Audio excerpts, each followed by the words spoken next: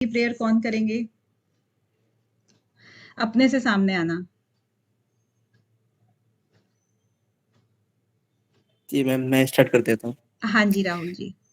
Ji ji, okay, thank you. योगेन चित्तस्य पदेन वाचां मलं शरीरस्य च वैद्यकेनं यो अपान करोतं प्रवरं मुनीनां पतञ्जलिं प्राञ्जलिरान् तो अस्मि पतंजलिन प्राण जलरान तो अस्मि। Okay, thank you ma'am.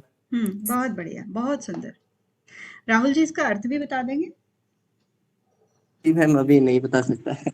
अच्छा, ठीक है, नेक्स्ट टाइम जरूर जी जी बताइएगा। ठीक है। जी जी जी हम्म जी। तो हम ना कर रहे थे कैवल्य पाद। 3 पाद अपने पहले हो चुके हैं और कैवल्य पाद में अपने कितने सूत्र हैं? 34 सूत्र हैं टोटल। और महर्षि पतंजलि हमें उपाय बता चुके हैं समाधि के, असंप्रज्ञात समाधि प्राप्त करने के सारे उपाय बता चुके हैं। कौन कौन से बता चुके हैं? जो उत्तम प्रकृति के साधक हैं उनके लिए बता दिया है उन्होंने। कौन सा बताया है? आप बताते जाएं जरा, जो जो क्वेश्चन होते जाएं आप बताते जाएं। उत्तम प्रकृति के साधकों के लिए कौन सा? अभ्यास वैराग्य और वैराग्य में हाँ, अभ्यास और वैराग्य।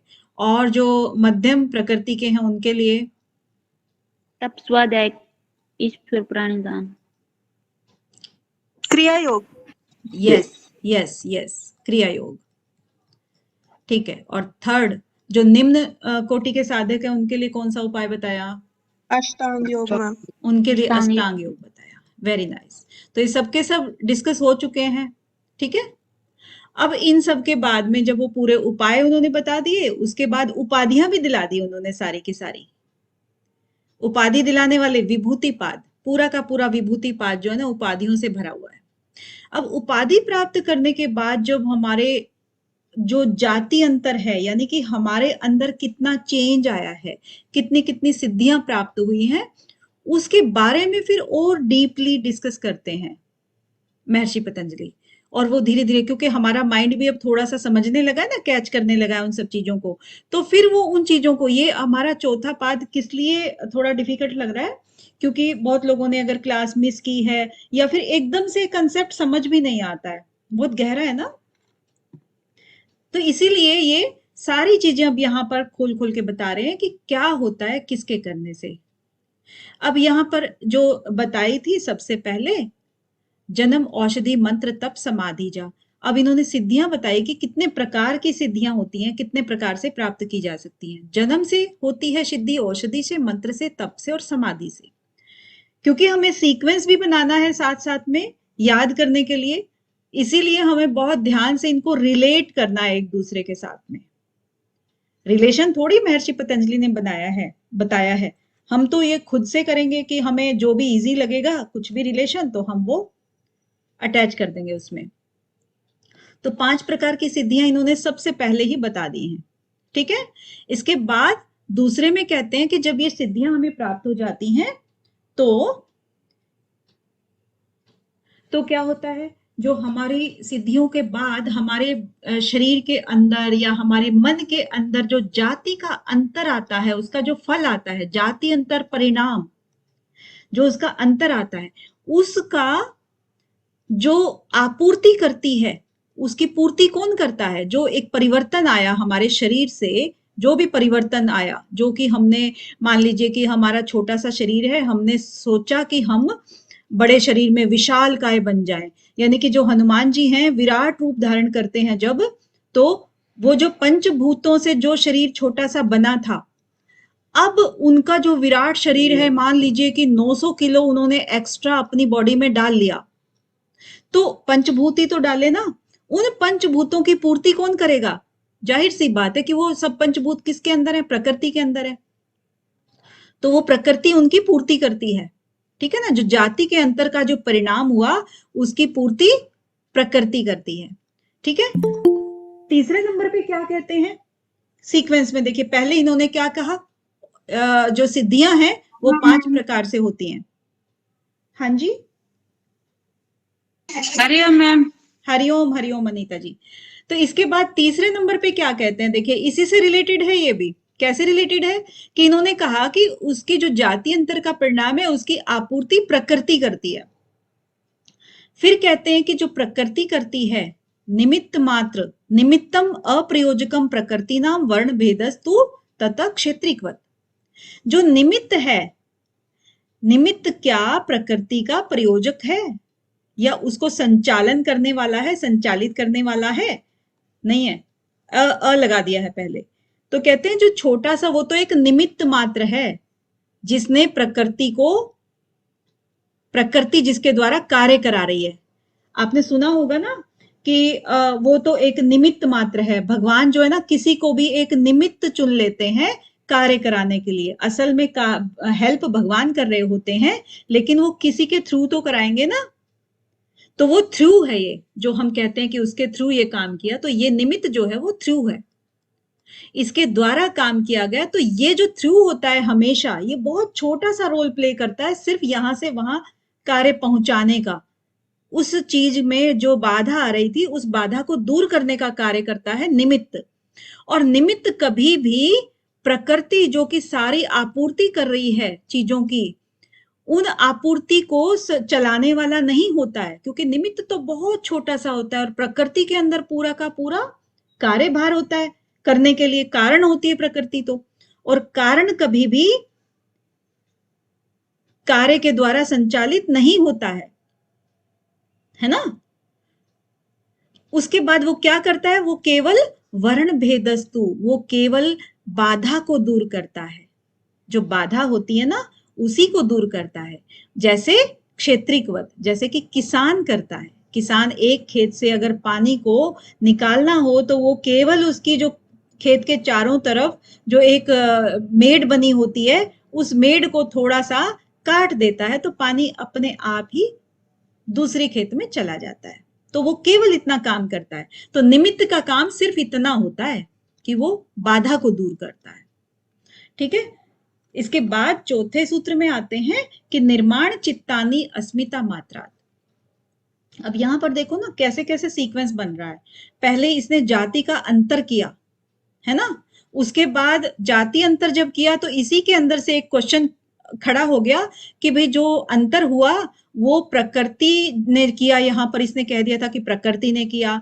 अब प्रकृति क्या, प्रकृति को ये चलाने वाला है, यानी कि जो अंतर हुआ तो वो किसने कराया, निमित्त ने कराया क्या वो प्रकृति का चेंज? प्रकृति को ऑर्डर दिया निमित्त ने कि भाई तुम चेंज करो। तो यहीं से एक क्वेश्चन क्रिएट हो गया। अब यहीं से इसने सवाल का जवाब भी दे दिया कि अप्रयोजकम है, वो प्रयोजक नहीं है, उसका संचालन नहीं करता है। ठीक है, यहाँ पर रिप्लाई भी हो गया। अब उसके बाद जो इन्होंने कहा कि अलग अलग रूप धारण किए, जैसे हनुमान जी का अगर हम एग्जाम्पल ले लें, हनुमान जी हैं नॉर्मल अपने उसमें है शरीर में, और फिर कभी तो वो क्या बन जाते हैं, बहुत महान बन जाते हैं। ठीक है, बहुत महान बन गए, पहाड़ समुद्र के ऊपर से लांघना था इनको, बहुत महान बन गए।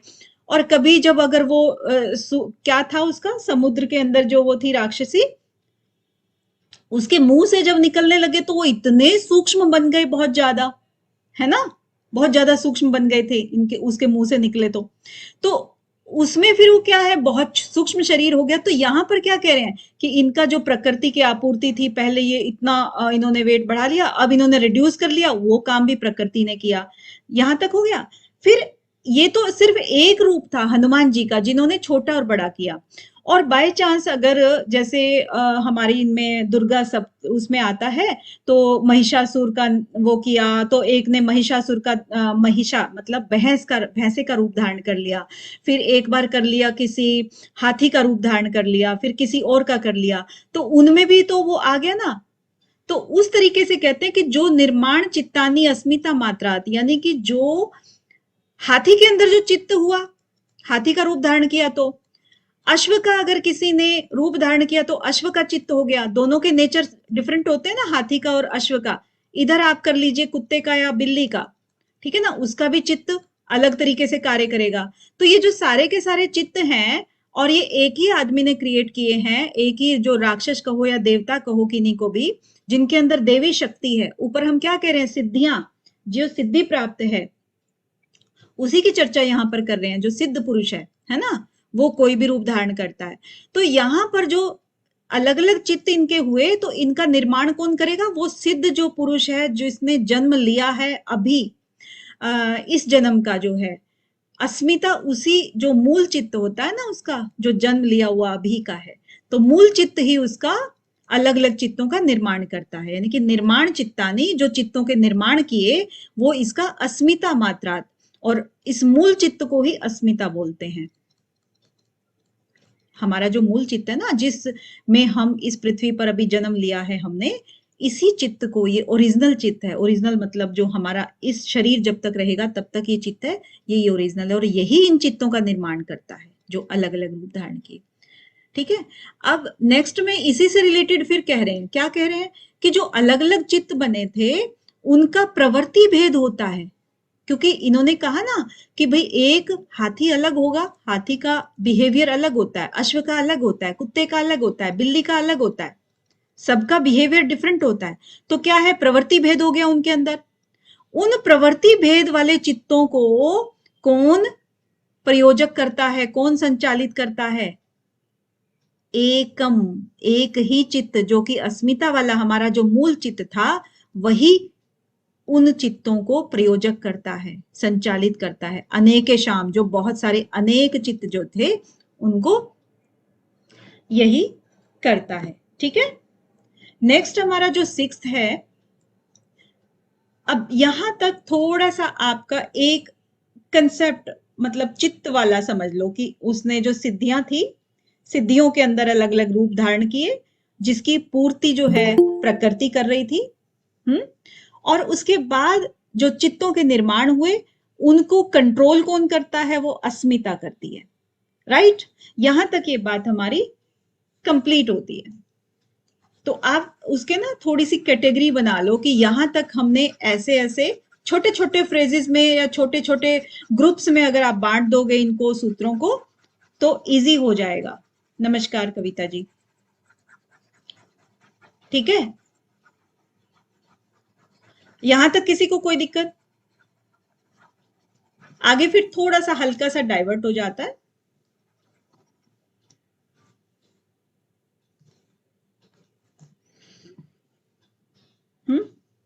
ओके, अब यहां पर आगे क्या कह रहे हैं, देखो थोड़ा सा डाइवर्जन आ गया है कि जो इन्होंने कहा कि तत्र ध्यान जयम अनाशयम।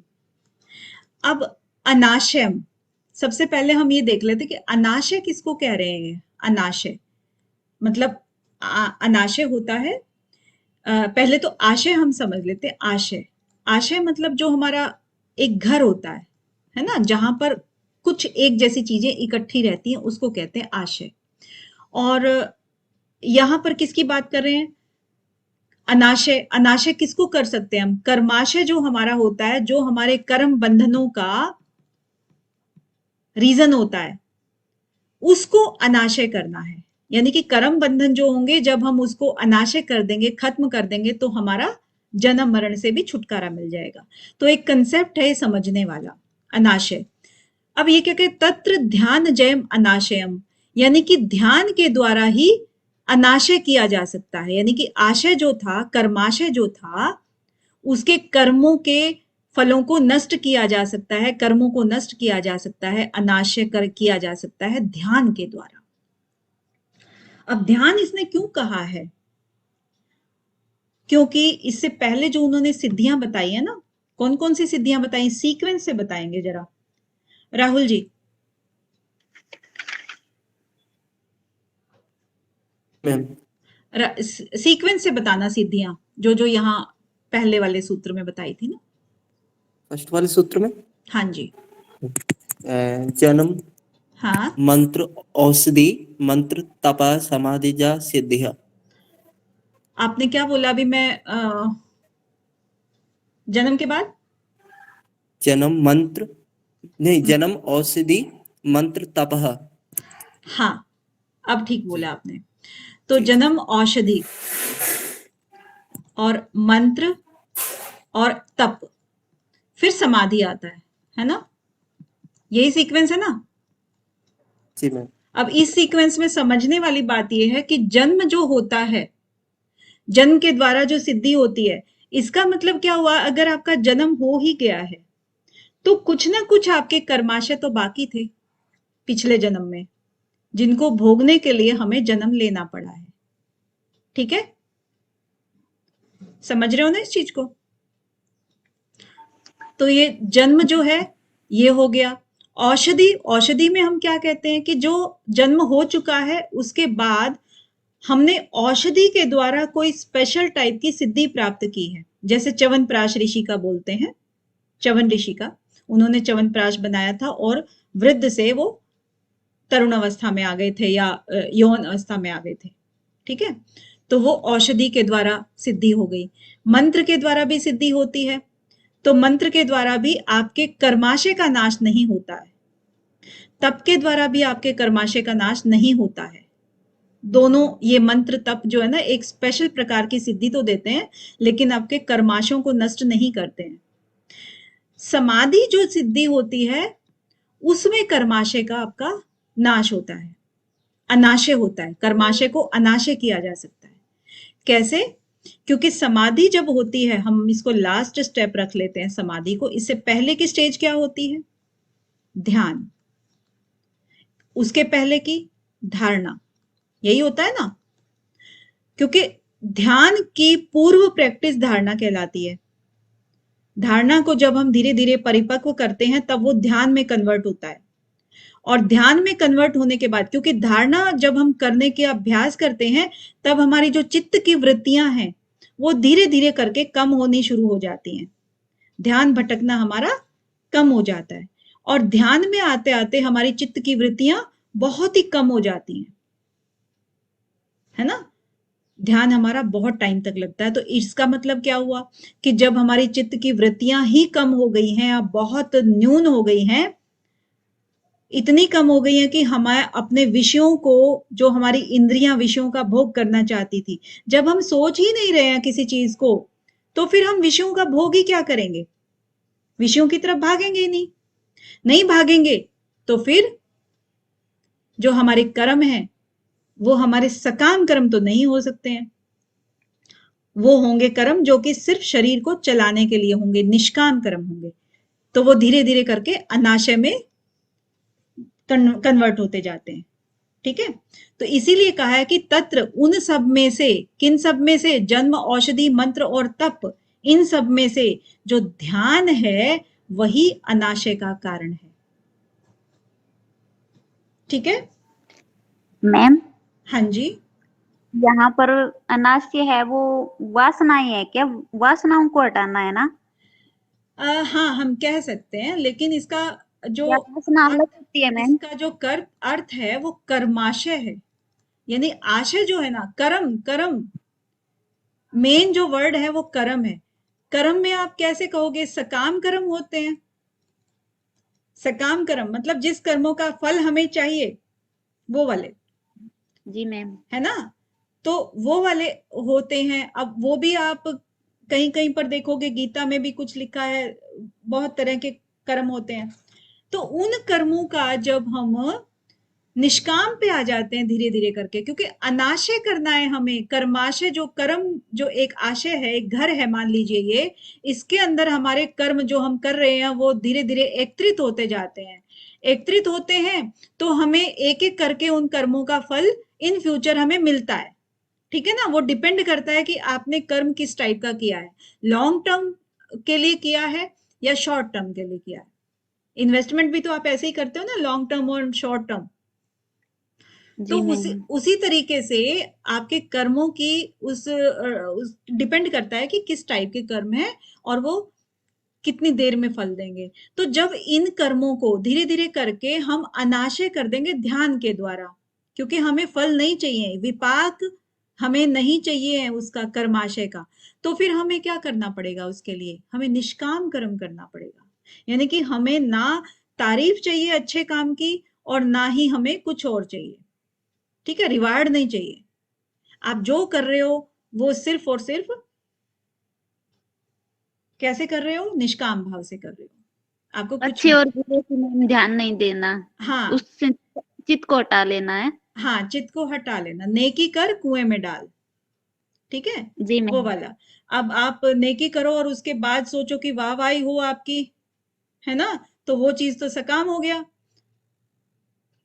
तो वो सब चीजें, और वृत्तियां किस में उत्पन्न हो गई, बहुत ज्यादा वृत्तियां उत्पन्न हो जाती, क्योंकि आप बहुत ज्यादा उसमें ख्यालों में और सचमुच में भी जब आप इतने लोगों से मिलते हो तो बहुत ज्यादा आपके विचार वृत्तियां सब उठती रहती हैं, अच्छी बुरी सब। तो फिर वो अनाशय हो ही नहीं सकता ना। अनाशय होगा तभी जब आप उस काम किया और उसको एकदम भूल गए। तो भूल गए तो फिर वो विचार नहीं आपको सताएंगे। ठीक है, तो ये तत्र यानी कि वो उन सब में से, यानी कि जो जन्म, औषधि, मंत्र और तप, इनके बारे में चर्चा है तत्र की। इसके बाद ध्यान, जब उन सब में से ध्यान जो है वही अनाशय कर सकता है, किसका, कर्माशय का। तो यहाँ पर कर्माशय है ये, आप एकदम इसको वासनाएं नहीं ले सकते हो, इच्छाएं नहीं ले सकते हो, कर्माशय। अब क्योंकि कर्म यहाँ पर है, क्यों इन्होंने साफ साफ नहीं लिखा है, लेकिन कर्म है, तो आगे 7वें सूत्र में फिर ये कर्म की ही चर्चा कर देते हैं। कर्म अशुक्ल अकृष्ण योगिनस त्रिविध इतरेशम। तो जो योगियों के कर्म है वो कैसे हैं, अशुक्ल और अकृष्ण है, ना वो शुक्ल है और ना वो कृष्ण है, योगियों के कर्म। और बाकी के 3 प्रकार के कर्म जो है वो इतरे शाम, वो दूसरे लोगों के लिए हैं, जन साधारण के लिए है। ठीक है, तो निष्काम कर्म कौन से हुए, अशुक्ल और अकृष्ण। और त्रिविध कौन से हुए, शुक्ल, कृष्ण और मिश्रित, शुक्ल भी और कृष्ण भी। क्योंकि एक आदमी जो साधारण जन है वो तीनों प्रकार के कर्म करता है, भाई अच्छे भी करता है, पुण्य कर्म भी करता है, पाप कर्म भी हो जाते हैं, और दोनों मिश्रित भी हो जाते हैं कि थोड़ा ये थोड़ा वो, है ना, वो भी हो जाता है। तो 3 प्रकार के ये कर्म हो गए, और चौथे प्रकार का जो कर्म है वो कौन सा हो गया, ये। तो टोटल मिला करके कर्म के 4 भेद महर्षि पतंजलि ने बताए हैं। ठीक है, 8वें सूत्र में क्या कहते हैं कि ततस्तत विपाक अनुगुणानाम एव अभिव्यक्तिर वासना नाम। अब यहां पर फिर इन्होंने रिलेशन क्या किया कि जो ये कर्म है, ये जो कर्म बताए ना, कर्म के 4 भेद है, इनके जो इनके ततस, इनके विपाक, विपाक का मतलब फल होता है, आपको पता ही है वो तो, है ना, अनुगुणा नाम और अभिव्यक्तिर वासना नाम, कि जो कर्म है उसके अनुसार ही उनके फलों की और वासनाओं की अभिव्यक्ति होती है। यानी कि जिस प्रकार का जो भी कर्म करेगा उसी प्रकार के उसको फल मिलेंगे, ये तो सबको मालूम है ना। और जो फल मिलेंगे, और देन वो जो कार्य कर रहा है, कर्म कर रहा है, उसी के अनुसार उसकी इच्छाओं की जो वासनाएं होती हैं, उसका हिंदी में हम क्या बोलेंगे, इच्छाएं, जो उसकी इच्छाएं हैं उनकी अभिव्यक्ति होती है ना। तो जो कोई काम कर रहा है उसकी जो इच्छाएं होती हैं, उनकी हैबिट्स होती हैं, हॉबीज होती हैं, वो कैसे आती हैं, उसके कर्मों के अकॉर्डिंग आती हैं, उसके संस्कारों के अकॉर्डिंग आती हैं जो उसने पहले किए रहते हैं, है ना। किसी को कुकिंग का शौक है तो किसी को फैशन डिजाइनिंग का शौक किसी को इंजीनियरिंग का शौक है, तो किसी को इवेंट मैनेजमेंट का शौक है ना। तो एक ही आदमी को सब शौक तो नहीं हो सकते हैं, सारी हैबिट्स तो उसकी वैसी की वैसी दूसरे आदमी से नहीं मिलती है ना। तो सभी के जो कर्म करने के जो तरीके हैं उन्हीं के अनुसार उनकी इच्छाओं की, वासनाओं की अभिव्यक्ति होती है, उसी प्रकार वो दिखाई पड़ता है। ठीक है, तो यहां पर कर्मों की बात अभी कर ही रही है, चल ही रही है। देखिए कर्मों की कहां से स्टार्ट हुई, थोड़ा हम कैटेगरी थोड़ी थोड़ी अपनी बना लेते हैं। कर्मों की बात हमारी स्टार्ट हुई लगभग 6ठे सूत्र से। 6ठे में इन्होंने एक हल्का सा बेस दिया कि ध्यान के द्वारा हम कर्माशय को खत्म, अनाशय कर सकते हैं। ठीक है, 7वें से इन्होंने कर्म बताया कि कर्म के 4 भेद होते हैं, और उसके बाद जो भेद हैं, जैसे जिस प्रकार का जो कर्म करेगा उसी के अनुसार उसका व्यवहार, उसकी इच्छाएं अभिव्यक्त होती हैं। ठीक है, अब 9वें में क्या कह रहे हैं ये, 9वें में कह रहे हैं कि जाति देश काल वहविता नाम अपि अंतराया स्मृति संस्कार्यो एक रूपत्वात्। यानी कि जो जाति देश काल इनके अंदर वैवित होने पर भी, बाधा पड़ने पर भी जो स्मृति और संस्कार हैं वो एक ही जैसे रहते हैं, एक रूपत्वात्। इनमें अंतर पड़ने पर भी अनअंतर्या इनकी एक रूपता रहती है। तो आपको पता ही है ना कि जैसे इन्होंने कहा ऊपर कि भाई जो कर्म हैं उनके जो करने के तरीके होते हैं उसी से उनके स्वभाव की अभिव्यक्ति होती है। तो जाति देश काल यानी कि जब जन्म होता है, संस्कार होते हैं ना मेन तो संस्कार एक आदमी के होते हैं, वो शरीर छोड़ देता है, उसके बाद अगला जन्म जब मिलता है, जाति अगला जन्म जब मिलता है तब उसके वो संस्कार उसके साथ ही आते हैं सूक्ष्म रूप में, ठीक है। और देश जब जन्म लेगा तो जाहिर सी बात है स्थान में भी परिवर्तन होगा, फिर काल में भी परिवर्तन होगा, है ना। उन सब में बाधा आने पर भी यानी वैवित, उन सब में व्यवधान आता ही आता है। जब रीबर्थ लोगे तो आपका वो सब चीजें चेंज हो जाएंगी, करने पर भी अंतर, ये अनंतर है ना, तो अन है ये, मतलब एक तो अंतर हो गया, अंतर, ये देखिए आप, यानी कि अंतर नहीं आता है किसमें, स्मृति और संस्कार के रूप में, वो एक जैसी ही रहती हैं उसकी। जो बताया था ना कि जो पिछले जन्म में अगर कोई सात्विक होगा तो इसमें भी सात्विकता की ही बातें करेगा, है ना। पिछले जन्म में जो चंचल होगा तो इस समय में वो आलसी नहीं होगा, उसमें वो चंचलता बनी रहेगी अगर उसके संस्कारों में वो चीज बैठी हुई है तो, है ना। 10वें सूत्र में क्या कहते हैं, देखिए यहाँ पर क्या था मैम। हाँ जी, यहाँ पर जाति और देश और काल, इनमें तो वैविता नाम का मतलब अंतर हुआ ना। हाँ हाँ अंतर हुआ इसका मतलब, क्योंकि इसमें कहा ना कि जाति देश काल वैविता नाम अपि, यानी कि जाति देश और काल में अंतर आने पर भी, वैवित मतलब बाधा आने पर भी, है ना, बाधा और वैवित अंतर में कुछ भी अंतर कह लो, नहीं आएगा मैम ना। है स्मृति और संस्कार में अंतर नहीं आता, ये हाँ कहा है ना। हाँ हाँ हाँ, क्योंकि ओके मैम। इनमें कोई भी रीबर्थ होता है ना तो इन तीनों चीजों में तो ऑब्वियस है कि अंतर आएगा ही आएगा, आएगा ना। जी जाति भी मैम। हमारी चेंज हो जाएगी, स्थान भी चेंज हो जाएगा और समय भी चेंज हो जाएगा, इन सब में अंतर आ जाएगा, तो भी इनमें बाधा आने पर भी, कह रहा है पर भी किसमें अंतर नहीं आता है, स्मृति और संस्कार में अंतर नहीं आता है, वो एक ही रूप लिए हुए रहते हैं, एक ही जैसा दिखाई पड़ता है उनका। इसीलिए ना, जी हाँ इसीलिए बच्चों की परवरिश जब हम करते हैं ना तो कुछ हद तक तो उनकी आदतों को डेवलप कर सकते हैं, लेकिन एक पेरेंट है, 2 या 3 बच्चे उसके होते हैं तो दोनों तीनों के बच्चों में भी संस्कार अलग अलग रहेंगे सबके, उनकी आदतें अलग अलग रहती हैं, लेकिन पेरेंट्स तो एक ही है ना पालने वाले, वो तो एक ही जैसा उनको सिखा रहे हैं, फिर भी वो अलग अलग क्यों सीख रहे हैं, क्योंकि उनके पीछे जन्म के जो संस्कार थे वो अलग थे, ठीक है। Okay ma'am. हाँ नेक्स्ट क्या कहते हैं ये, नेक्स्ट कहते हैं कि तासाम अनादित्वम च आशीषो नित्यत्वात्, यानी कि जो ये सब चीजें हो रही हैं, तासाम ये सब क्या, अनादित्वम जो अनादि हैं, वो हमारी नित्य बने रहने की जो इच्छा है ना, वो इन सब को बढ़ावा देती है। नित्य बने रहने की जो इच्छा है वो इन वासनाओं को अनादि बना देती है। वासनाओं का जो अनादित्व है, यानी कि जो हमने जन्म लिया उसके बाद हमने जो कर्म किए, फिर वो कर्मों के फल तो हमें अगले जन्म में भी मिलेंगे, उस जन्म में भी मिलते हैं, अगले जन्म में भी मिलेंगे, तो वो हमें जन्म जन्मांतर तक ऐसे ही खींचते रहते हैं। तो यहाँ पर अनादि को आपको एक्सप्लेन किया था कि अनादि, अनादि किसको बोलते हैं, कोई बताएंगे मुझे। जो मैम पीछे से काल से चला आ रहा है वो संस्कार, उसको बोला है मैम। हाँ कोई भी बता दो आप में से, अनादि को मैंने 2-3 बार एक्सप्लेन किया है अभी।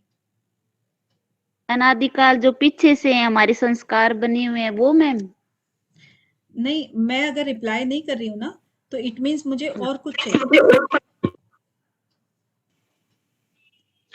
कोई बताएगा मैम क्या। आदि कहते हैं जिससे किसी का लास्ट हो गया, और अनादि होता है, किसी का अंत है ही नहीं, कोई मतलब कोई सीमा ही नहीं है उसकी। मैंने सिर्फ अनादि पूछा है अभी। अनादि को मैंने दो तरीके से बताया था आपको। एक तो होता है अनादि स्वरूप से जो अनादि हो गया, ठीक है। स्वरूप से अनादि क्या होता है? हमारा प्रकृति है और पुरुष है, क्योंकि इसका हमें कोई और छोर पता ही नहीं है। जो हमेशा है और हमेशा रहेगा। प्रकृति है, प्रकृति में प्रलय भी आती है और प्रकृति प्रकट भी होती है ना। वो फैलती भी है और सिमट भी जाती है, लेकिन अंत इसका नहीं होता है। साम्य अवस्था में तो हमेशा रहती है ना। पुरुष है, पुरुष भी हमेशा से है। तो ये दोनों चीजें जो है ना वो स्वरूप से अनादि है। एक अनादि होता है प्रवाह से। प्रवाह से अनादि क्या हुआ कि जैसे हम हैं, हमारा अंदर जो पुरुष है, आत्मा है, आत्मा का हमें नहीं पता कि कब से शुरू हुई है ये आत्मा। मतलब हमारा जो ये प्रकृति में जो जीव पैदा हुआ है, जीव जो चल रहा है, उसकी बात कर रहे हैं, तो हमें नहीं मालूम ना हम कब से हमारी जर्नी स्टार्ट हुई है। तो वो प्रवाह से हो गया, यानी कि अनादिकाल से स्टार्ट तो हो गया ये, लेकिन इसका हम अंत कर सकते हैं। कैसे? मोक्ष प्राप्त करके। जो हमारा जन्म जन्मांतर का जो सिस्टम है, उसका हम अंत कर सकते हैं। तो वो प्रवाह से, उसके प्रवाह को हम रोक सकते हैं, लेकिन इनके प्रवाह को नहीं रोका जा सकता है। स्वरूप से ही अनादि है, ठीक है। तो ये अनादि की बात कर रहे हैं कि तासाम अनादित्वम च आशीषो। ये अनादि हमें बनाए हुए है, क्योंकि हमारे जो नित्य रहने की जो अभिलाषा है, उसको हम जिंदा रख रहे हैं कर्म कर करके। हमारी इच्छाओं को हम दबाते नहीं हैं, उनको खत्म नहीं करते हैं, राइट? मैम सॉरी, प्लीज दोबारा बताना। अच्छा, तो इसमें क्या है, अनादि का हमने मीनिंग बताया कि अनादि क्या चीज होती है, क्योंकि अनादि को समझना भी जरूरी होता है ना। छोटे छोटे बीच में ऐसी चीजें आ जाती है जिस शब्द को हमें थोड़ा सा और डिटेल से समझना चाहिए, एज ए योग के छात्र होने के नाते। अनादि का मतलब होता है, एक तो दो तरीके से मिलता है। एक स्वरूप से अनादि जो हो गया, एक प्रवाह से हो गया। स्वरूप का मतलब होता है कि जो अब भी, पहले भी अनादि था और आगे भी अनादि रहेगा, मतलब इसका अंत कभी नहीं होगा, ठीक है। अंत नहीं है इसका, और अनादि तो है ही है, ठीक है। प्रकृति और पुरुष है जैसे। एक होता है प्रवाह से अनादि। प्रवाह से अनादि है, ये इसका स्टार्टिंग नहीं पता है, ये अनादि है, बिल्कुल है, स्टार्टिंग नहीं पता है हमें, लेकिन इसका अंत संभव है, जो प्रवाह से चलता आ रहा है। एक नदी है ना, नदी अगर जहां से स्टार्ट हुई है, चलो स्टार्टिंग पॉइंट नदी का तो नहीं जाता है इसमें, क्योंकि वो स्टार्टिंग पॉइंट हमें पता होता है ना। तो कोई भी चीज है, मतलब प्रवाह से पहले से चली तो आ रही है, हमें नहीं ज्ञात है कि कब से शुरू हुई, लेकिन अंत उसका हो सकता है अगर हम चाहें। मैम हवा का आ सकता है इसमें? हवा, हवा नहीं, हवा का इसलिए नहीं आ सकता है शायद कि आप किसी किसी ग्रह पे देखोगे कि हवा नहीं होती है शायद। मतलब मुझे इतना ज्ञान नहीं है, बट मे बी, क्योंकि प्रकृति है, प्रकृति सूक्ष्म रूप में भी रहती है ना। प्रकृति के अंदर ही तो हवा आती है, वैसे सूक्ष्म रूप में होती है ना। जी मैम, वैक्यूम तो नहीं होता शायद किसी भी प्लेनेट पे। हाँ, मे बी प्रकृति के अंदर ही होता है वो, पंचभूतों में, चाहे वो सूक्ष्म अवस्था में रहे चाहे स्थूल अवस्था में रहे, तो वो हो सकता है। हम्म। तो चलिए 11वां सूत्र हम देख लेते हैं। 11वें में क्या कह रहे हैं कि जो यहाँ पर बात कर रहे थे, किसकी बात कर रहे थे? वासनाओं की बात कर रहे थे, है ना, कि वो वासनाएं हैं या इच्छाएं हैं, वो हमें अनादि बनाए रखते हैं। तो अब आगे क्या कह रहे हैं कि ये जो वासनाएं हैं, इनका क्या कारण होता है? हेतु फल आश्रय आलंबन संग्रहित्वात्। जब ये वासनाएं हैं, इनके संग्रह के 4 कारण बताए, 1, 2, 3 एंड 4। 4 कारण बताए। एशाम अभावे, अगर इनका अभाव कर दो तब सब चीज का अभाव हो जाएगा। अब यहाँ पर एक आपको वो बनवाया था मिलान करने के लिए, अगर मैं कहूं तो हेतु का फल आप क्या कहते हो? हेतु क्या होता है? हेतु फल, कारण। आश्रय और आलंबन। हेतु मैम हेतु का अर्थ कारण होता है। हाँ, अर्थ तो कारण होता है, लेकिन हेतु क्या है इसका? मतलब जो हम वासनाएं हमारी पैदा होती हैं, उसका हेतु क्या है, उसका कारण क्या है? अविद्या मैम। यस, अविद्या। और फल क्या होता है इसका? क्लेश, जाति, आयु, भोग। जाति, आयु, जाति, आयु और भोग। ठीक है। आश्रय क्या है? चित्त। चित्त हमारा इसका आश्रय हो गया। आलंबन, विषय। विषयों का भोग हो गया ना, विषय, आलंबन विषय ही कहते हैं इनको।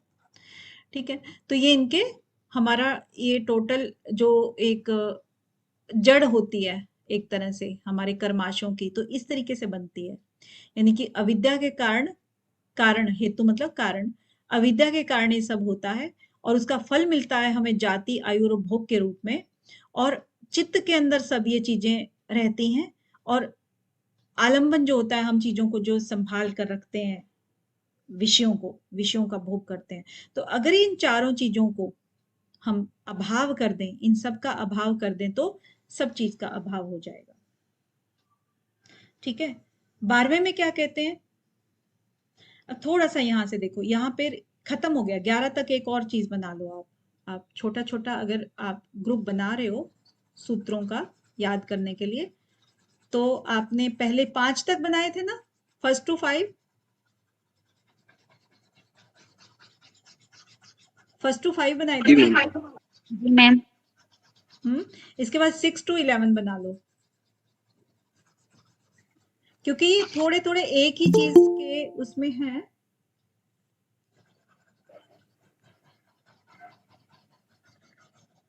दो आपके हो गए हैं यहाँ।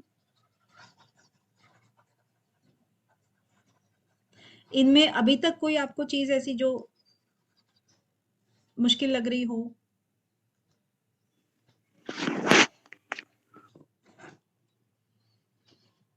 है क्या ऐसा? नहीं मैम, अभी तक तो ठीक है, सही आ रहा है समझ में आज। ओके। नए बच्चों में भी कुछ ऐसा दिक्कत तो नहीं है? नहीं मैम, आ गई समझ में। अच्छा, मैम। ओके, ठीक है। नियति जी, आपको आ रहा है समझ में? राहुल जी, आपको? हाँ जी मैम। मैम आ रही है समझ में। अच्छा, जी मैम। फिर तो आप बहुत आसानी से समझ लोगे। अगर आपने ये कैवल्य समझ लिया ना, तो इसका मतलब सब समझ लिया। ठीक है। नेक्स्ट अपना 12वां आता है कि अतीत अनागत स्वरूप तो अस्ति अद्वभेदात् धर्मणाम्। तो थोड़ा सा यहाँ पे डाइवर्ट और हो जाता है अपना टॉपिक हल्का हल्का। जैसे अतीत अनागत स्वरूप से है और अद्व भेदात केवल काल, यहाँ अद्व का आप थोड़ा सा ध्यान दे लेना कि इसका मतलब होता है काल या समय। केवल समय के भेद से ही धर्म में परिवर्तन हो जाता है। यानी कि कोई चीज अतीत में भी है, अनागत में भी है, लेकिन जब समय का फेर होता है, वो अपना धर्म परिवर्तन कर लेती है। उसी से समय के भेद से ही धर्म में परिवर्तन हो जाता है। यानी कि मूल प्रकृति और उसके कार्य पदार्थ जो हैं, वो स्वरूप में मूल प्रकृति में रहते हैं, उसके कार्य पदार्थ। इसका कहने का मतलब क्या हुआ कि जो मूल प्रकृति है, जो मूल प्रकृति कौन सी हो गई? जो कि हमारी साम्य अवस्था में है, सत्व रजतम तीनों उसमें समान रूप में विद्यमान है। तो उसके अंदर वो पूरी की पूरी, उसको क्या कहेंगे हम? धर्मी कहेंगे। एक तो ये हो गया धर्मी, उसके अंदर सारे धर्म विद्यमान है। यानी कि उसमें जो भी चीज विकार आएगा, वो उसके अंदर से निकल करके आएगा। ठीक है, एक तो ये चीज हो गई। दूसरा, ये चीज क्या होती है? कारण होती है। अगर हम दूसरे शब्दों में कहें, धर्मी कह लो या कारण कह लो, बात एक ही है। कारण होती है, क्योंकि किसी भी चीज के बनने का कारण यही रहेगा, मूल प्रकृति, इसी में से निकलेगा ना सब कुछ, तो वो कारण हो गई। और इसको आगे ये कह रहे अतीत अनागत, थोड़ा सा ये तो हमने वैसे थोड़ा बताया है कि भाई इसके द्वारा हम आगे समझेंगे, ये बेस है। अतीत का मतलब क्या हुआ? कि बीता हुआ समय, है ना। और अनागत का मतलब जो आया नहीं है, अनआगत, जो अभी आया नहीं है। इट मीन्स ये तो भूत का है और ये भविष्य हो गया, ठीक है। अब भूत में अगर हम यहां पर खड़े हैं, ठीक है, वर्तमान में, यहां पर मान लीजिए कि मिट्टी का एग्जाम्पल से, क्योंकि हम मिट्टी का किस लिए देते हैं एग्जाम्पल? क्योंकि वो सब चीजें जो हम नॉर्मली देख लेते हैं, चलते फिरते भी देख लेते हैं, तो आसानी से समझ में आ जाती है। अब ये मिट्टी है, मान लीजिए मिट्टी पड़ी हुई है, इसके अंदर आप ये देखोगे कि सब कुछ विद्यमान है। घड़ा भी इसके अंदर है, ग्लास भी इसके अंदर है, जग भी इसके अंदर है, मूर्ति भी इसके अंदर है, सभी कुछ है, लेकिन बिना बना हुआ है, क्योंकि इसमें अभी बना नहीं है, बट सब कुछ इसके अंदर है। हमारा शरीर भी, जो कहते हैं कि 5 तत्वों से मिलकर बना है, तो वो सब कुछ इसके अंदर विद्यमान है। तो ये क्या हुआ? अतीत में भी है। और अनागत, जब ये बन के तैयार हो जाएगा और जब हम इसको यूज कर लेंगे, जब ये अपनी वृद्धावस्था में या समझो पुराना हो जाएगा, टूट जाएगा, तो ये यहां पर आ जाएगा, फिर टूटने के बाद इस कचरे में आ जाएगा भविष्य में। यानी कि भविष्य में वो चीजें, उसके अंदर भी सेम चीजें हो गई, वर्तमान में तो हम उसको यूज कर रहे हैं, ठीक है ना। तो अतीत में भी कोई चीज है और अनागत में भी कोई चीज है, तो वो स्वरूप से उसके अंदर है, लेकिन अद्वभेदात, काल के भेद से उनके धर्म में परिणाम हो जाता है, मतलब धर्म, उसका स्वरूप चेंज हो जाता है। ये पहले अभी बनी नहीं थी, ये बनकर भी टूट गई है ना, तो धर्म में चेंज हो गया। आगे देखिए, धर्म को भी एक्सप्लेन करेंगे कैसे कैसे करके, वो चीजें भी आती हैं, पिछले उसमें पाद में आ भी चुकी हैं। आगे क्या कहते हैं? ते व्यक्त सूक्ष्म गुणात्मनः, इसी को आगे बढ़ा रहे हैं, क्योंकि इसमें इसने थोड़ा सा बात बताई है 12वें में। 13वें में इसको थोड़ा सा और ज्यादा कह रहे हैं कि ते व्यक्त सूक्ष्म। व्यक्त, व्यक्त क्या होता है? कोई भी चीज। अभी मैं अगर यहां पर कुछ चीज लिख रही हूं लैपटॉप पर, तो वो मेरे सामने, आंखों के सामने व्यक्त है, अभी प्रेजेंट है, मतलब वर्तमान है। वर्तमान के अंदर कोई भी चीज व्यक्त हो जाती है, दिखाई पड़ जाती है, ते व्यक्त, ठीक है। सूक्ष्म, सूक्ष्म का मतलब है वो गायब हो चुकी है अब, तो उसको आप अतीत में भी मान सकते हो और अनागत में भी मान सकते हो, ठीक है। अतीत और अनागत दोनों में आप उसको ले सकते हो। तो कोई भी चीज हुई गुणात्मना, उसके जो गुण हैं वो व्यक्त अवस्था में भी हैं और अव्यक्त अवस्था में भी हैं। अव्यक्त अवस्था मतलब इसको चाहे सूक्ष्म कह लो या अव्यक्त कह लो, एक ही बात है। अव्यक्त मतलब जो दिखाई नहीं दे रही है, और सूक्ष्म का मतलब भी वही होता है, ठीक है। तो व्यक्त अवस्था में वो विद्यमान है, वो हमारे सामने है, और उसके गुण, तीनों गुण, यानी कि जो सत्व रजतम है, तीनों ही गुणों से मिलकर के कोई भी चीज बनती है इस पृथ्वी पर, इस प्रकृति में। क्योंकि मूल प्रकृति में भी तीनों चीजें होती हैं, और जब भी किसी वस्तु का निर्माण होता है तो उन तीनों चीजों में क्या होता है? हलचल हो जाती है, तीनों गुणों में। तो कोई चीज कभी बढ़ जाती है, कोई चीज कभी बढ़ जाती है, ठीक है। तो उस तरीके से तीनों गुण हमेशा हमेशा किसी भी चीज में विद्यमान रहेंगे, तो वो व्यक्त अवस्था में भी होंगे और सूक्ष्म अवस्था में या अव्यक्त अवस्था में भी वो रहेंगे, ठीक है। तो ते व्यक्त सूक्ष्म गुणात्मना, तो इसका ये हो गया। 14वें में क्या कह रहे हैं? परिणाम एकत्वात् वस्तु तत्वम। अब वस्तु तत्वम के बाद भी आप एकत्वात् लगा सकते हो, आपकी इच्छा है, ये मतलब समझने के लिए। ऐसे तो सूत्र यहीं तक है बस, ठीक है। तो परिणाम अगर एक हो गया, परिणाम एकत्वात्, परिणाम अगर एक हो गया तो वस्तु भी एक ही कही जाएगी, ठीक है। सत्व रजतम तीनों गुणों से मिल करके अगर कोई चीज बनती है, यानी कि घड़ा अगर बना, तो घड़ा बना मिट्टी पानी और पृथ्वी आकाश वायु जो भी है सबसे ही बना है वो घड़ा। सब चीजें उसके अंदर कुछ कुछ मात्रा में बनी है। तीनों गुण उसके अंदर हैं, सत्व रज तम, तीनों के तीनों गुण उसके अंदर हैं। तो तीनों गुणों से मिल करके चीज तो एक ही बनी ना, घड़ा। घड़ा अगर एक बना है तो हम वस्तु भी तो एक ही कहलाएगी वो, कि एक ही घड़ा है। ये नहीं कहेंगे कि ये सत्व घड़ा है, ये तम घड़ा है, ये आपका रज घड़ा है, ऐसा नहीं कहेंगे ना। एक ही है, वस्तु एक है, घड़ा ही कहलाएगा बस। परिणाम अगर एक हो गया तो वस्तु भी एक ही कहलाएगी। ठीक है। अब 15वें में क्या कहते हैं? वस्तु सामे चित्त भेदात विभक्त पंथा। वस्तु सामे चित्त भेदात्यो विभक्त पंथा। यानी कि अगर वस्तु साम्य है, वस्तु समान है, समान दिखाई दे रही है वस्तु, बिल्कुल एक ही है वस्तु।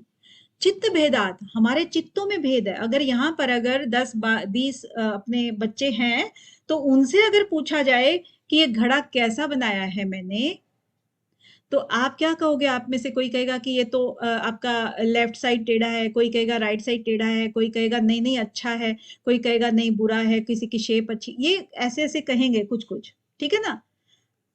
ये तो चलो भाई नजर भी आ रहा है, लेकिन कोई भी एक चीज के रिजल्ट्स सब अपने अपने चित्त भेद, जिसके जितने चित्त हैं वो अलग अलग उसके बताएंगे।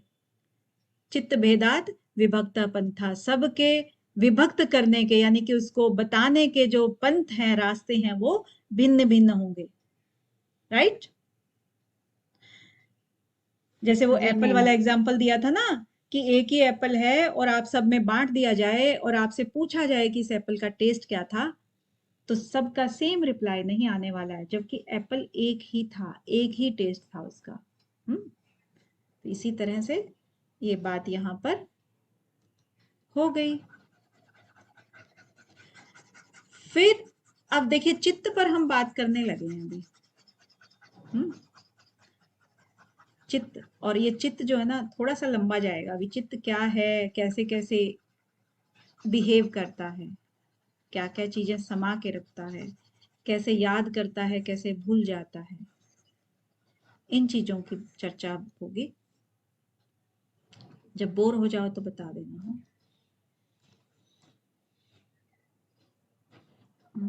वस्तु सामने हो गया। यस। तो यहाँ पर 16वें में क्या कह रहे हैं कि न च एक चित्त तंत्रम वस्तु तद अप्रमाणकम तदा किम स्यात्। यानी कि जो एक चित्त है, किसी का भी चित्त लगा लो, चाहे वो राहुल जी का लगा लो, कविता जी का लगा लो, कंचन जी का लगा लो, कोई एक चित्त है। अगर उसने चित्त ने कोई एक किसी वस्तु को, तंत्र वस्तु यानी कि किसी वस्तु को सोचा, यानी कि उसका डायग्राम अपने दिमाग में बना लिया, सोचा, तो क्या वो उसी चित्त का निर्माण हो गई क्या? अगर वो बंदा यहां पर नहीं है, या सो गया या चला गया, तो उस वस्तु को प्रमाणित करने वाला, उसको कैसे प्रमाणित किया जाएगा? यानी कि कहने का मतलब ये है कि वस्तु जो है किसी एक चित्त के अधीन नहीं होती है। कोई भी वस्तु, जैसे मान लीजिए चेयर है, चेयर सब यूज करते हैं, इसीलिए चेयर का एग्जाम्पल लिया कि चेयर किसी ने सोची, किसी ने बनाई, किसी ने क्या किया, फिर सभी के घरों में होती है। और अगर उस एक चित्त ने, कंचन जी ने अगर चेयर को सोचा और कंचन जी सो गई, फिर भी चेयर तो उसी के रूम में है। वो सबको क्यों दिखाई दे रही है? अगर उसके चित्त ने सोचा तो उसी के चित्त के अधीन होनी चाहिए थी। वो चाहे तो किसी को ना दिखाए, लेकिन वो सबको दिखाई पड़ रही है। वो अगर दूसरे शहर में भी चली जाती हैं तो भी चेयर उनके रूम में है, वो सबको दिखाई पड़ रही है। तो किसी एक चित्त के अधीन कोई भी वस्तु नहीं होती है। न च एक चित्त तंत्रम, एक चित्त का तंत्र नहीं है, उसका अधिकार नहीं है एक चित्त का किसी भी वस्तु के लिए।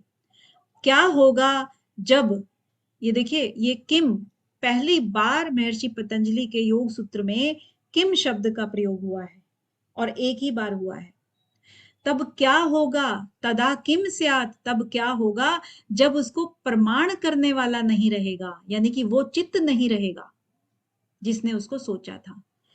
इसी के आगे ये बोलते हैं, क्या बोलते हैं कि तद उपराग अपेक्षित्वात् चित्तस्य वस्तु ज्ञात अज्ञातम, यानी कि क्या कहते हैं कि जो चित्त होता है उसको किसी भी वस्तु को जानने के लिए उसके ऊपर उसका प्रतिबिंब पड़ना अपेक्षित है। उपराग मतलब प्रतिबिंब,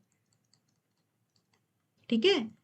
किसी भी वस्तु का जब चित्त पर प्रतिबिंब पड़ता है तभी उसके लिए वो ज्ञात होती है, और जिसका प्रतिबिंब नहीं पड़ता है वो उसके लिए अज्ञात रह जाती है। क्योंकि इस संसार में हमारे पास बहुत सारी ऐसी चीजें हमारे पास हैं तो वो जानते हैं, नहीं पास में है पहली बार देख रहे हैं तो हमें नहीं मालूम है उनका, तो अज्ञात ही रहती है ना हमारे लिए तो वो सब वस्तुएं। या फिर हम जब बच्चे होते हैं, हमें चीजों को पहली बार जब हम देख रहे होते हैं तो पूछते हैं ना ये क्या है वो क्या है, और एक बार देख लेते हैं तो दूसरी बार जब हम देखते हैं तो पहचान जाते हैं, तो वो हमें ज्ञात हो जाती है, यानी कि उसका प्रतिबिंब, उसका उपराग हमारे चित्त पर पड़ गया था उस वस्तु का, इसलिए वो ज्ञात हो गई, और जिसका नहीं पड़ा वो अज्ञात हो गई। ठीक है। 18वें में क्या करें, क्योंकि थोड़ा सा हम बहुत डिटेल में भी नहीं जा रहे क्योंकि पढ़ चुके हैं ना, सब 20 तक हम कर चुके हैं सारे। फिर कहते हैं सदा ज्ञातस्य चित्तवृत्तया तत्प्रभो पुरुषस्य अपरिणामीत्वात्, यानी कि जो सदा ज्ञातस्य, सभी चीजें ज्ञात रहती हैं, किसको, सदा ज्ञात, सब वो ज्ञाता है, सभी चीजों का ज्ञाता है, क्या है, चित्तवृत्त से, उसको सदा ज्ञात रहती हैं चित्त की वृत्तियां। ठीक है, सदा ज्ञातस्य चित्तवृत्तया, सदा ज्ञात रहती हैं उसको चित्त की वृत्तियां, तत्प्रभो, उसके प्रभु को, किसका प्रभु, उसका प्रभु कौन है, पुरुषस्य, जो पुरुष है वो प्रभु, जो कि अपरिणामित्वात् है, जो परिणामी नहीं है, यानी कि जो चित्त का स्वामी है पुरुष वो परिणामी नहीं है, तत्प्रभो, उसका प्रभो, किसका प्रभो, यहां पर जो चित्त कहते हैं ना, हम चित्त बात कर रहे हैं कि चित्त के ऊपर प्रतिबिंब पड़ता है तब उसको चीजें ज्ञात रहती हैं, नहीं तो अज्ञात रहती हैं, तो तत् उसके लिए आया है, तत् किसके लिए आया है, चित्त के लिए आया है। ठीक है ना, तो चित्त का स्वामी कौन है, तत्प्रभो, चित्त का स्वामी पुरुष, पुरुषस्य, जो पुरुष है वो अपरिणामी, वो परिणाम नहीं देता है, है ना यहाँ पर, परिणामी कौन है, वो प्रकृति है, और अपरिणामी वो पुरुष है। आपके क्वेश्चन आया हुआ भी है और आ भी सकता है इन फ्यूचर, इसका थोड़ा थोड़ा मैं मतलब जोर दे रही हूं, तो इट मीन्स आपको ये देखना है। ठीक है, तो ज्ञात किसको रहती हैं चित्त की वृत्तियां, पुरुष को ज्ञात रहती हैं, जो कि परिणामी नहीं है। इस पूरे सूत्र का ये अर्थ हुआ। ठीक है, नेक्स्ट 19 में क्या कह रहे हैं कि न तत् स्व आभासम दृश्यत्वात्, यानी कि जो दृश्य है वो स्वयं का आभास नहीं कर सकता है, स्वयं का आभास दृश्य नहीं कर सकता है। दृश्य का मतलब क्या है, यहां पर आप चित्त कह लीजिए, या आप प्रकृति के अंदर ही चित्त होता है ना, उसको स्वयं का आभास नहीं है। आभास कौन कराता है उसको, प्रकाश कौन देता है, पुरुष देता है उसको, उसका स्वयं का कोई प्रकाश नहीं होता है। ठीक है, स्वप्रकाशक वो नहीं है। इसका एग्जाम्पल दिया था ना सूर्य और चंद्र से, जैसे चंद्रमा का खुद का प्रकाश नहीं है लेकिन वो चमकता है सूरज के प्रकाश से। चलिए 20वां क्या कह रहा है कि एक समय च उभय अनवधारणम, यानी कि एक समय, एक ही टाइम में, एक ही समय में, एक ही काल में, उभय, उभय से यहाँ का मतलब क्या हुआ, एक तो हो गया, उभय का मतलब दो होते हैं ना चीजें, एक तो चित्त हो गया और एक उसका विषय, चित्त और उसका विषय, दो चीजें, चित्त जिसके अंदर विषय वो लेकर आता है ना, चित्त और उसका विषय, उभय अनअवधारणम, एक साथ उनका ज्ञान संभव नहीं होता है। तो ये बेसिकली जो क्षणिकवाद का जो सिद्धांत था, बौद्धवादी जो सिद्धांत था, उनका खंडन कर रहे हैं कि जो एक चित्त होता है वो खंडन ये कैसे कर रहे हैं, क्योंकि वो क्षणिकवादी जो थे, बौद्ध जो विज्ञानवादी हैं, वो क्या कहते हैं कि एक चित्त है और हर क्षण में चित्त उनका बदल रहा है। ये कहते हैं वो, हर क्षण उनका चित्त बदल रहा है, और हर क्षण में अगर बदल रहा है चित्त, तो पहला जो चित्त है वो बीत गया, और दूसरा जब चित्त आया तो ये दृष्टा बन गया इसका। ये आगे आएगा, आगे हम पढ़ेंगे इसको। तो इसमें क्या कह रहे हैं कि जो बदल गया है, तो इट मीन्स क्या हुआ कि जो विषय उसने ग्रहण किया एक क्षण में, तो दूसरे क्षण में तो इसका मतलब वो उसका चित्त जो है वो चेंज हो गया। चेंज हो गया तो वो विषय ग्रहण कर ही नहीं पाया, क्योंकि उपराग तो नहीं हुआ ना, प्रतिबिंब कहाँ पड़ा, प्रतिबिंब पढ़ने से पहले तो चित्त ही चेंज हो गया। फिर उसके बाद यही कहानी दूसरे तीसरे चित्त पर हुई, यही कहानी चौथे चित्त पर हुई। तो उससे जो 21 वाले सूत्र में कहते हैं कि स्मृति संकर का दोष आ जाता है, उसमें अनवस्था का दोष आ जाता है, क्योंकि एक चित्त अभी एक क्षण में ठहर भी नहीं पाया कि दूसरा चित्त चेंज हो गया, और उसने अभी पूरी तरह से उपराग हुआ भी नहीं था, उसकी प्रतिबिंब पड़ा ही नहीं था किसी विषय का, कि तीसरा चित्त चेंज हो गया। यानी कि एक दृष्टा एक दृश्य, एक दृष्टा एक दृश्य, यही कहानी उनकी चलती रही, है ना। पहले वाला उसका दृष्टा बना, लेकिन उसके बाद चित्त चेंज हो गया, तो वही उसका वो दृष्टा बन गया, और वो दृश्य दूसरा कोई आ गया, है ना। इस तरीके से वो चेंज होते होते होते होते तो क्या हुआ, वो उस चीज को याद रखेगा कि उसको ही रखेगा, उसको रखेगा कि उसको रखेगा। तो उस तरह से अनवस्था और स्मृति संकर का दोष आ जाता है। ये 21 वाले में हम पढ़ेंगे, ठीक है। तो यहां पर उसका यही है कि जो एक ही समय में चित्त और उसका विषय दोनों का एक साथ ज्ञान संभव नहीं होता है, क्योंकि पहले उसको थोड़ा सा प्रतिबिंब आता है, उसके बाद उसको ज्ञान होता है किसी भी चीज का। लेकिन बौद्धवादी कहते हैं कि उसके बाद तो चित्त ही चेंज हो जाता है ना। क्लियर क्या? आज इतना ही करते हैं, क्योंकि रिवीजन हुआ है ये, और रिवीजन में थोड़ा सा किसी को थोड़ा सा पहले से फर्क पड़ा क्या, आसान लगा थोड़ा? मैम लगा